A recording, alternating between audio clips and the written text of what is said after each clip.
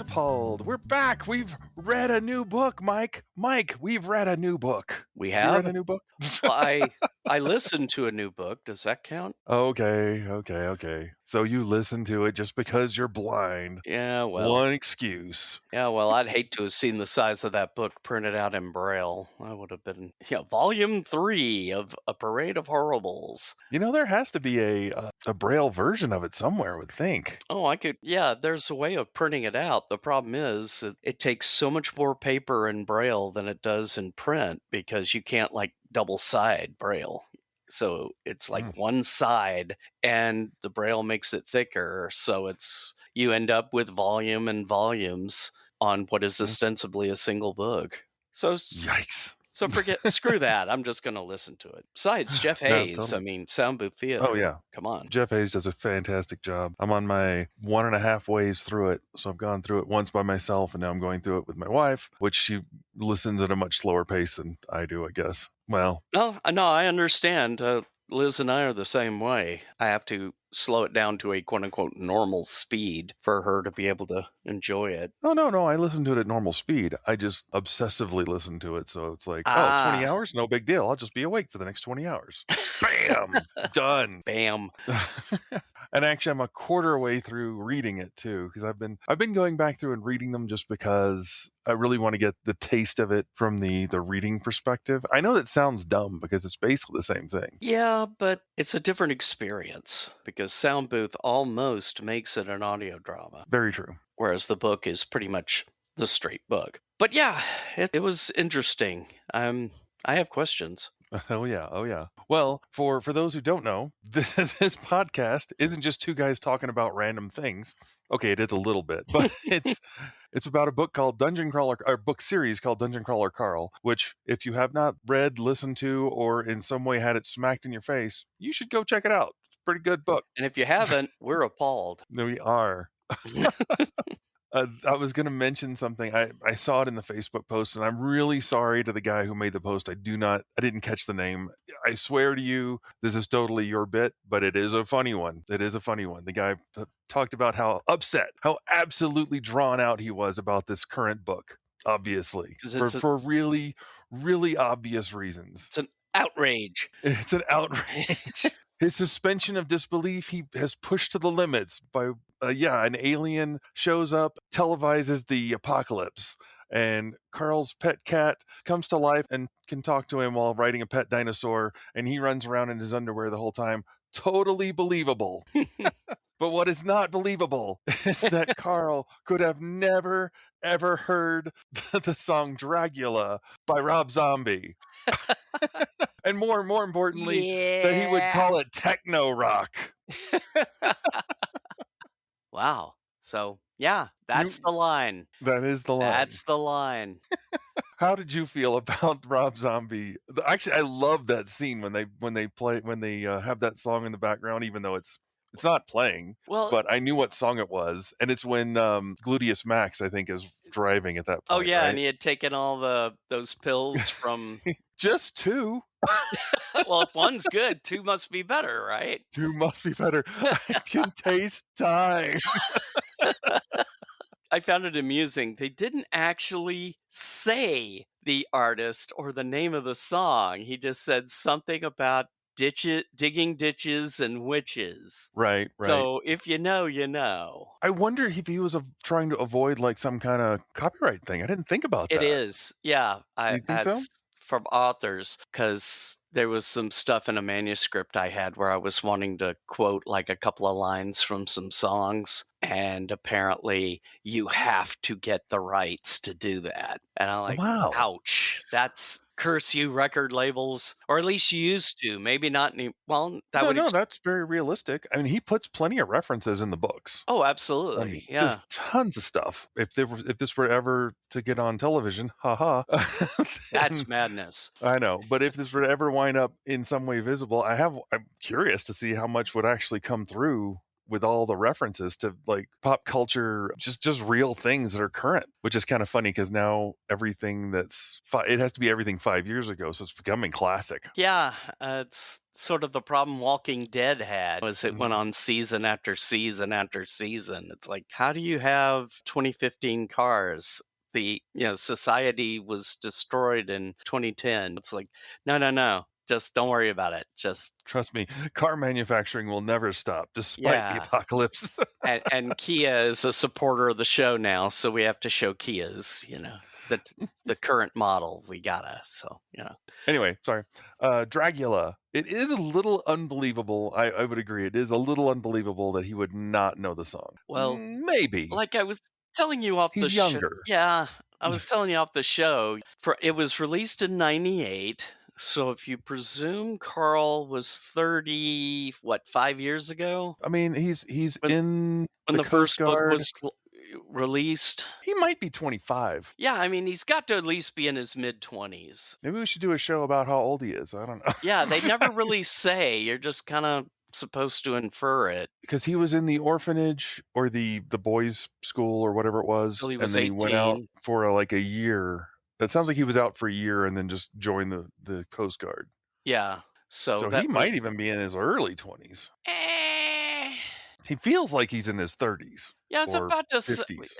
but again, there's age and there's maturity. So I've met 15, 16-year-olds that were rather more adult than a lot of 29-year-olds I've met. Okay, I'm just looking it up because I was kind of curious. It was in The Matrix, apparently, the song. Oh, okay. And it was in several video games, including Sled Storm, Twisted Metal 4, Gran Turismo 2, Jet Set Radio, which I don't even know what that is, Yeah. and in a Twisted Metal reboot in 2012, a Fortnite festival, the Twisted Metal the series, which I haven't really watched. I'm sorry, I'm a little out on that one. So yeah, he should know that song. I would expect. I Do could you be know wrong. the reference for that song? The reference, the Yeah, for the Dragula. Dragula. I kind of figured it was a play on the Dragula. It was a hot rod back in the 60s, wasn't it? There was an episode of The Munsters where Grandpa Munster, they got into a position where they had to drag race with some kids. Mhm. And so he had brought his car out, which was this weird coffin mobile and stuff. And Oh, he right. called it His dragster. Dragula because drag race. So, yeah, Well, and Rob Zombie redid the Monsters, he so did. And I liked it, even though most people didn't seem to. I thought it was okay. Yeah. I thought it was it was a little weird because I was used to sort of the kid version. Yeah. Not that his was so like, oh, it's so bad, but he definitely crossed a few lines like I don't know if a kid could watch this. Not in a bad way, Yeah. but it was But like, yeah, I it was heard still it was still cool though. a friend of mine was Great like, message. "It's too goofy," and I'm like, "It's the Munsters. What are you talking about?" Absolutely. So, then anyway, yeah, that was cool. I've actually liked, and it's weird that that would be non-referenced, but they could have again spoilers, guys. Carl karaokeing "Take on Me," Yeah, straight up. straight up, yeah. Full lyrics and everything. So, well, I presume getting those lyrics are kind of easy. That would almost Well, yeah, it was an '80s song, and they're from Scandinavia, so maybe it's easier to get stuff that way than in America. And probably can't even blame Rob Zombie because it's probably the record label. yeah, most likely. And it's obviously been in a lot of stuff. And if they were using it in Twisted Metal recently, because I know that just came out a couple years ago, then more than likely they're like, well, we're not giving it to you without you paying us. And he's like, well, okay, then Which I is won't use it. ironic because if it was being played in like a TV show or something, you could fair use it as long as it's less than 30 seconds. Well, but the thing is, in a book, you're writing it down. You're writing down the actual word. But if you sang those same lyrics and it was less than 30 seconds, it was okay. It just seems weird to me. But then legal issues in America not making sense, no way. That's true. So.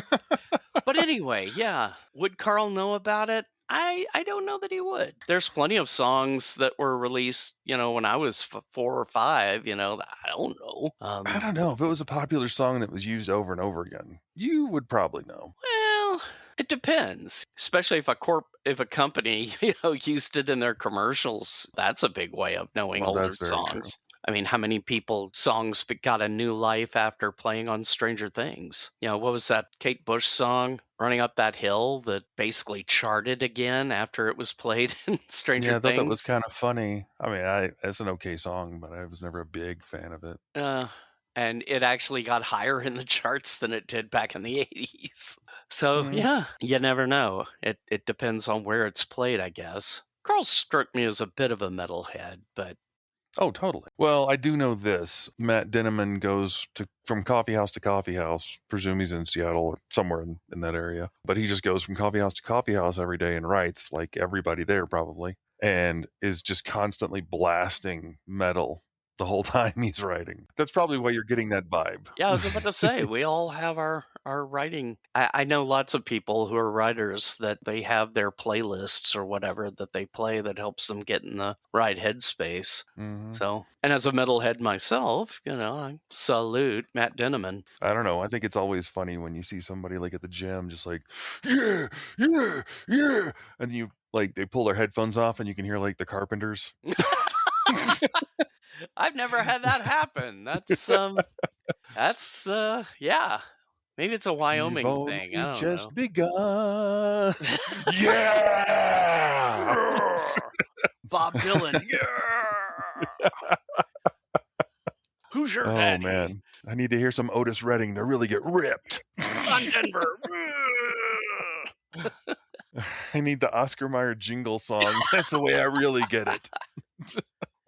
Everybody has their groove though. You're right. Yeah, Everybody yeah. does. So, yeah, I mean, I think it's possible he wouldn't know it. Is it likely it could happen? I'm not sure how it would. I guess it would depend on what everyone else at the boat repair shop was listening to, because I imagine they have music playing while everybody does work. It's probably true. I don't know. We live in a current age where people don't have just like the shop music blaring. You just have your headphones And and you're everybody in your own listens to their world. own thing. Yeah. Usually you just put on the radio, whatever's on the radio is what you're listening to. It's a different time, man. Yeah. We're old.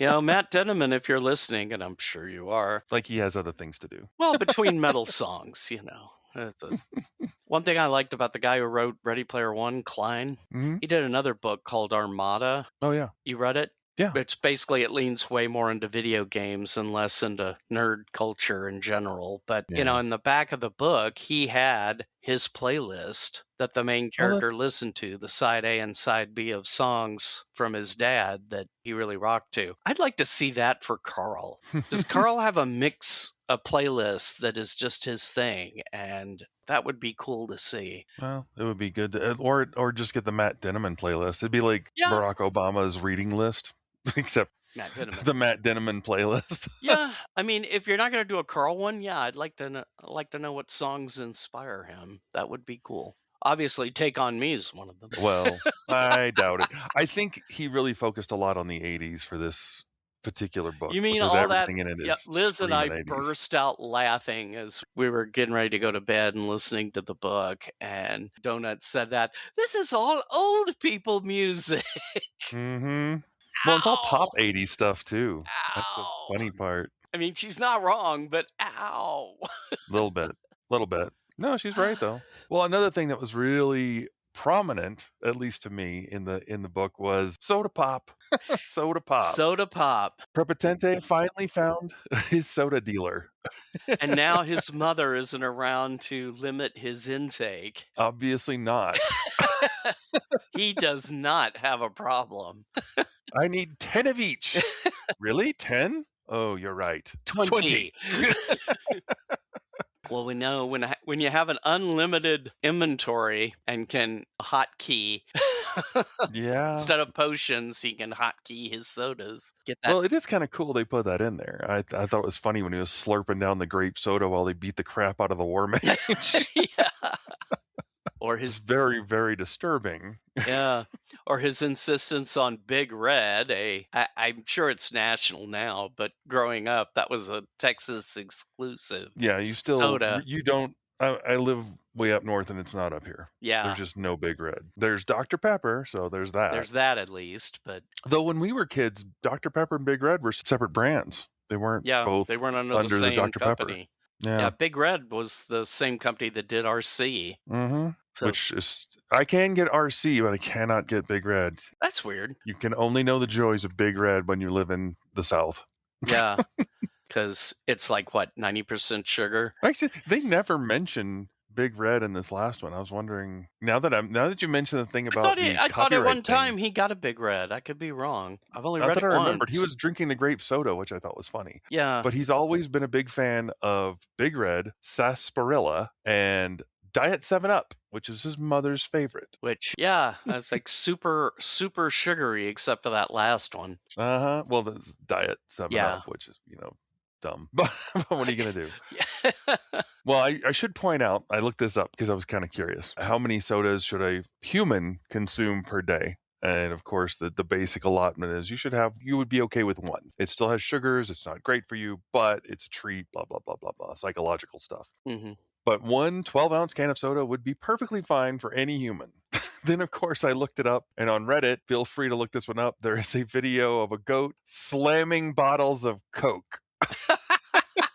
I'm presuming it's in Africa, or everybody is of color in the background, so I don't know, and I don't know what they're saying. But the video is quite funny of a goat. They put down bottles of half-finished Coca-Cola, put its mouth over the top part of the bottle, and then just lift it up and suck down all the rest of it. And they'd go through like 4 or 5 bottles of that really quick, which is Because that's kind of funny to watch. what you need is a goat with an excellent sugar rush. Yeah, that's But I did look it up, and for a goat, specifically for a goat, under veterinarian, there's a bunch of Googling, but it's fun to know. For a goat, too much soda specifically, can cause severe digestive distress, bloating, and dangerous diarrhea, which is always what you want a goat to have. I don't know if you remember, but the Fialco brothers are friends of mine, and they come to the Mhm. con every year. And Jared, the younger one, is a gastroenterologist. He Oh, says he frequently gets hit by people at the con going, "How much soda is too much? How much diet soda is too much?" And so on and so forth. And it's like, you're a doctor. You know these things, right? Yeah, well, I normally get paid for this advice. Just saying. And they're worried about sodas. They're like slamming back fists of whiskey, and I just find oh.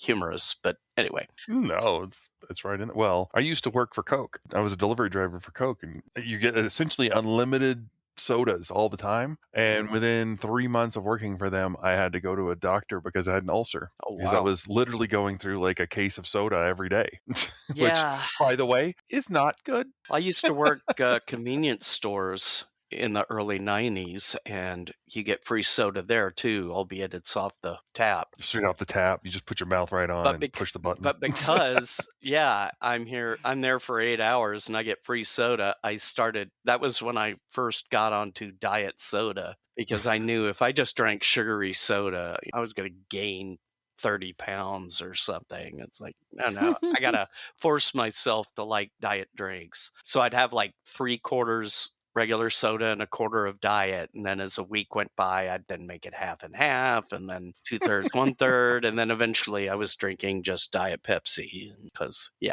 probably more than I should have anyway, but at least it was diet. And diet can't Yep. be bad for you, right? Yeah, you can drink as much as you want. Yeah, forever. It can never possibly cause you any trouble. That does remind me, I worked at a coffee shop for a little while, and of course you mess up when you first start because you don't like know the routine of how everything works. hmm And anytime I'd have a mess up drink, they're like, "Well, just save it or throw it away, or you can drink it if you want." I'm like, "Okay, cool." So, like, oh, a couple more shots of espresso, wham, another espresso, wham, Wham, another espresso, wham. wham. About 7 or 8 coffees in, you're starting kind of shaky. You feel the floor vibrating and stuff. It's Corbett is a Nescafe ninja. Yeah, just, ah! just saying, there's probably some regulation you might want to have on there. Listen to your mother. No more than 5. No more than 5. But nobody is limiting Prepotente. So it didn't really play into Parade of Horribles as to any negative effects. I'm hoping the next book we'll see some negative effects. Maybe not the ones you just described earlier, but Well, I'm just kind of surprised they never, like, nobody else drank any of the sodas. Well, except for Louis got a milkshake yeah. because he wanted the boost, and Carl got a boost from something. What was it? It was a +2 to con. I can't remember what it was now. He drank something, but it wasn't a soda. It wasn't a soda. Okay. Yeah. Wonder what it was. Trying to remember now. We'll I'll just have to read it again. oh no. There's a lot packed in A Parade of Horribles, though, so not remembering is I not didn't. unusual. I was not as frustrated with Parade of Horribles as much as I was with Bedlam Bride.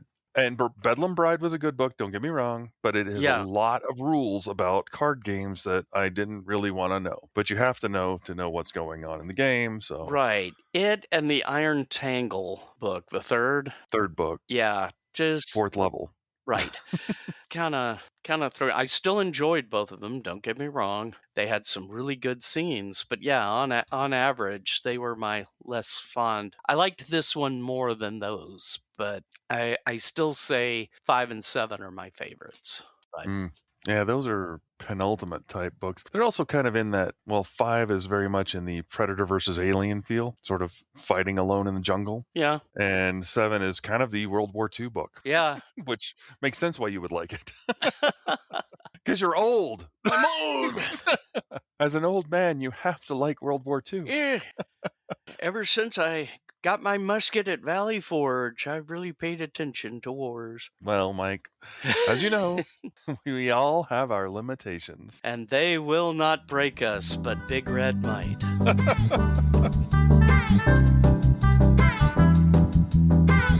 That came out sounding way more racist than I intended.